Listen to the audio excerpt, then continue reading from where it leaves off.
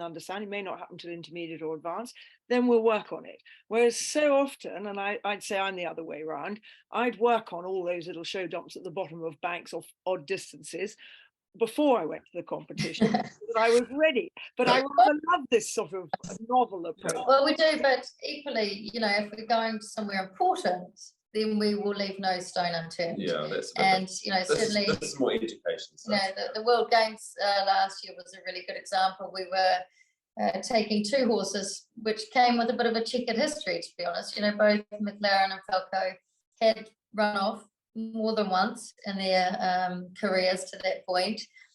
And, you know, we really did do our homework. You know, there was a lot of talk over Pretoni and what we might see there. And, you know, some of you hopefully watched it. And there was a very famous ski fence, which we suspected might have been included. And sure enough, it was. And we actually had a couple of fences built to try and replicate the idea. Where did you find that massively steep slope? It wasn't as steep, but we found a patch of land that was fairly steep. I'm afraid that's highly confidential. Oh, okay. And we took these fences over, but we put wings on them. So we, at this point in time, because it was obviously final preparation for the championships, we actually made them a bit big, didn't we? Yeah, we built them a bit big, to be honest. But you know, we didn't want the horses to have a run off at this stage of things. It was, you know, we just wanted to show them the way and make sure that they were, you know, looking for the flags. So we jumped it with wings on. Cross-country fences or show jumps? Yep, cross-country fences. Yep, but we jumped them the first few times with wings on, and then as in poles, sloping poles.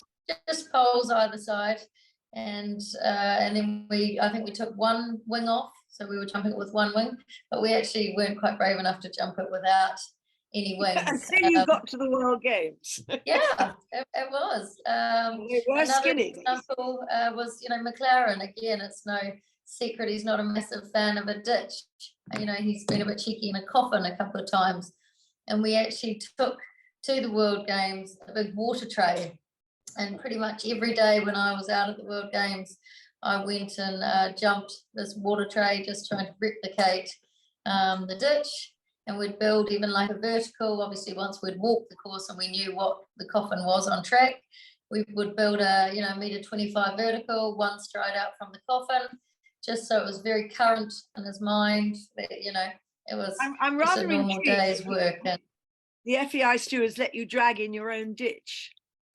Yeah, there was a little bit of conversation so long as it's available to everyone, it's totally legal, okay? Yeah, brilliant. Yeah. Brilliant. Got to see paperwork. Yeah. So you left it there, so everybody had a chance. Absolutely, yeah. Yeah, we travelled with it from England to Pretoni, Mac with his ditch, and had to just stay on the side of the ring so any competitor could use it if they wanted. But yeah, every single day I went out there and jumped my lemon ditch, and I think anyone that was in the spectators tent, because obviously a few riders had seen me doing this every day, and when he jumped the coffin, there was a big cheer in the, you know, the riders tent. I think that's wonderful. That's the no stone unturned. Yeah. Approach, isn't it? Take your own ditch with you, and it's just a blue plastic that he knows pretty well, but somehow you hoped he'd think it was a ditch. Yeah. Well, that's wonderful. We must move on to speed, because you are two of the fastest riders in the world. You also keep your horses sound till they're a ridiculous age, because very often when people go fast, you find the horses don't last the course and don't stay sound for years and years. What is the secret for your training for speed? Well, for me, I guess these days we have a lot less. I'd have to say Tim is very natural. He would naturally be one of the quickest riders on the circuit. But in terms of keeping them healthy, and I was about to say we have much more continental blood than we used to, so we're not on natural born gallopers anymore. So it kind of brings it a bit even more into focus. How do we train these horses for speed whilst keeping them sound and things? And for me, you say you were not on all weather surfaces when you gallop? Where we train where we do our gallop work, 80% of the time we're on grass. Yes, we have our own grass gallop. And that grass gallop is a straight line, and we have a good warm-up when we get up to it. We go up through a farm, opening gates, someone has to hop off open gates, trot up there for 20, 25 minutes. And then when they get to the gallop, we do let them run. We don't go, in a hand canter. They're not round and quiet. We actually let them run with a bit of spirit. And then we know this gallop very well, and we know where they might start to flag a little bit, and they have to dig deep and find another. They have to search with it, not go faster, but search a bit within themselves to keep digging up the last bit. So that's the preparation, and we believe that's been fundamental in our horses' health and the way that they know how to push home as well. But in terms of the actual cross-country speed, going cross-country, for me on these predominantly crossbred or foreign horses with a good element of not thoroughbred in them, I will always start, whether it's an intermediate or novice, I'll start in a fairly quiet rhythm, and I'll build them up through the middle, and then I'll push them home a little bit quicker. And that's just something I do. And then as you go up the grades, you can, just repeat the same thing, but obviously all a little bit quicker and a little bit over. Are you therefore not going on the watch if you start a little easier and then move on and then push? No, I wouldn't be going on the watch at the one-day events with that kind of plan of going about it. But what that is, nothing ever goes to plan, does it? But it means that you are playing with the gears cross-country. So you'll be riding up, you'll be staying patient, learning to stay patient, and then you'll be riding up, and then you might have to balance for a bit, then you can ride up again, and you might, so it might not be as simple as a start and a middle and an end in that sequence, but it's worked really well for me and my horses, that they come home galloping, in a lovely balance and happy to do that. And that's because of the preparation at home, but it's also the way that I've always done it. So that's speed, but I guess it doesn't really answer the question of speed to fences and things. It's a different thing. It really does, Tim, because you don't necessarily practice speed. You don't gallop cross-country fences at speed. You're doing it without fences. Yeah. I think the key thing is rhythm. And I know, we hear it time and time again, but going fast is not actually about the person that can gallop the fastest. It is about the person who can start the course and finish the course with the most efficient, least disruptive effect on the horse. And that is what makes time. So when Tim's referring to, letting a horse find its way and then picking up speed, even though that rhythm is slightly different, he's always within the rhythm. And I think, for some of the lesser people, or lower grade, grassroots people, I guess the one thing I would try and echo is, just trying to practice picking up a fence out of a rhythm, even if that rhythm is only at 350 meters per minute for a start.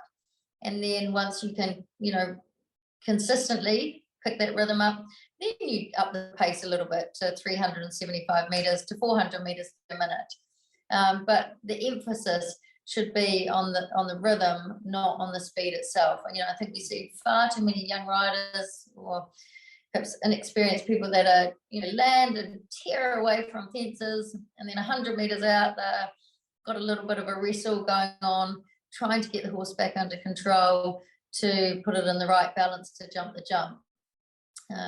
Don't you both think, because both of you over the years, and I'm sure you didn't have it at the beginning, have developed amazing eyes for a stride, don't you think that a lot of what you've just described is people paranoid about getting the right stride instead of just rhythm all the way to the fence? Yes.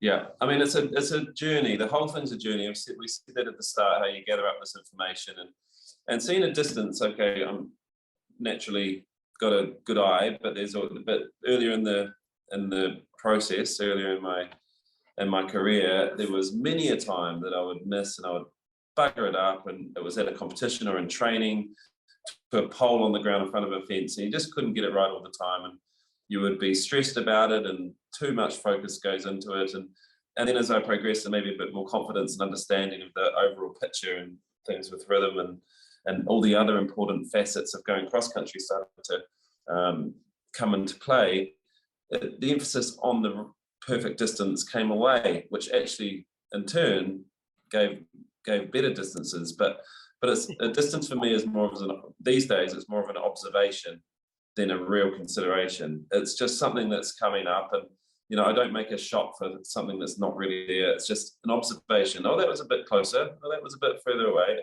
But the horse is in balance, the rhythm's there, and the horse picks up. And obviously, if it's a coffin, or obviously if it's something that requires a real technical approach, then you have to set up and make sure of a few more things. But generally speaking, if we're talking about the overall speed around a course, jumping, you know, run and jumps, it's just an observation of a distance coming, but you've got the balance, you've got the rhythm, and then the horse jumps like you're not actually so much there, you know, like they do free jumping. And I guess, yeah, one thing that I almost, you know, in latter years, as I've become more experienced, I slightly let myself off the hook, or less pressure in the first couple of minutes of a course. You know, I think if you put too much pressure on yourself to see that big galloping distance early on and you don't get it, then you think, oh, now I've really got to do something at the next one. Whereas, you know, for me, I personally know that I'm much better over long format than I am the short format. I find it much easier to ride to time over, you know, 10, 12 minutes than I do 6 minutes. And I sort of liken it a bit to reading a book. You know, it's got a start, it's got a middle, and it's got an end. And if I do that, like I said, I almost take a bit of pressure off the start. If I'm 5 seconds down, I don't panic. You know, I know I've got 3 minutes or so to establish my start. What about if your watch stops working at Burley? It's no problem. I'm just getting into the content.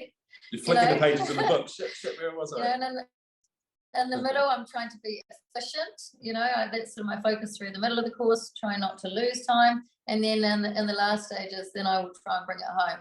So, you know, almost actually, like I said, just, taking the pressure off and accepting that you might have 1 or 2 waiting distances on that early piece. Maybe the rhythm's a tiny bit under, but not panicking about it. But you're aware of it. I'm aware of it. You're going to do something about it. Yeah. But you're not like. Yeah, I'm not freaking out about it. You're not. I totally agree with that, and I love what you did at Burley. How much inside the time were you with no watch? I think 3 seconds, wasn't it? Yeah. 3. But the only horse of the day inside the time also. And this was with the watch that broke at fence 3. Yeah. On the 19-year-old mare. Yeah. Wonderful. It's just wonderful to hear you talk, because I think there has been in the last 10, 20 years, I suppose, I've noticed there's been more and more emphasis on you must be right, you must be right. And I know that I had a name. I'm too old for you to have seen me ride, but I had a name for having an amazing sense of rhythm, and I never ever knew that I had that, and I don't believe I did have it. But what I didn't have was an eye for a stride until later on, when it sort of does develop.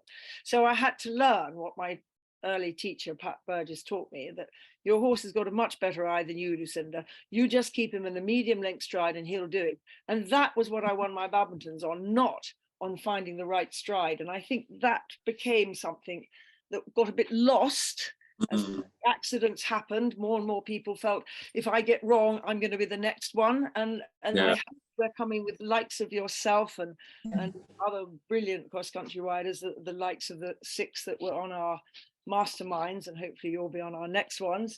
I think we've come through that now, and people are beginning to understand that horses, if they're in the right balance and have the right impulsion, are brilliant at making an adjustment. And the point is that the stride comes up much easier if you're in the correct rhythm. And that's what I mean. You know, you see too often people who come for a lesson and they're so desperate to see a stride that is actually becomes a negative. It detracts. You know, at the end of the day, they're not going to get it right all the time. And, you know, if we could shift the focus to the rhythm, then they'll find actually that that becomes their friend. Yeah, I think the more you use your brain, and don't get me wrong, you've got to use your brain riding, but the more you allow your brain to come in, the less your feel gets in. The brain wants to like the feel, and it's such an interesting thing to have a brain that is so aware and so on it, but to not let that cancel out feel. And you two are just the most wonderful example. And I don't want to finish this because we could go on for absolutely ever, but I try my hardest to keep us inside the hour. We have a few minutes left. I'm just going to have a peep and see if there's 4 questions and answers in there. How do you both train your mental game, asks Sally. So give us a brief one on that. Look, I think, again, you know, the mental side of things, I think is really different. It's a really personal thing. It's an individual thing. I think we are both really fortunate that we have quite a sound and solid mental temperament or outlook on this. We don't struggle too badly with nerves. You know, we know how to turn things into positive. So for us, that sort of has been quite a natural side of it. We don't do anything special in that department to train. It comes quite easily for us. Yeah, we've been quite yeah, mental approach. I mean, it's such a broad question because it's you know, we're natural riders. We come from New Zealand, galloping around and having a good time and being ambitious, and that's all very natural and easy. And then when you get to the point where you have a breakthrough moment of clinching a class from the front, that's a whole different stage of mental application and the ability to do that. And certainly took some practice to be able to do that sort of thing. And now there's added pressure because there's expectation of you to do well, and you're sometimes in a team. I've had my first team success, a strong contribution at Petroni. Prior to that, I hadn't contributed at all in my couple of goes. So that was another development in my ability to be mentally ready, I guess. And yeah, riding these horses around these big courses and trying to make it look easy when you're expected to make it look easy is, you know, the pressure just keeps coming in these different ways. But it's just about trusting your systems, and it's not like I'm confident.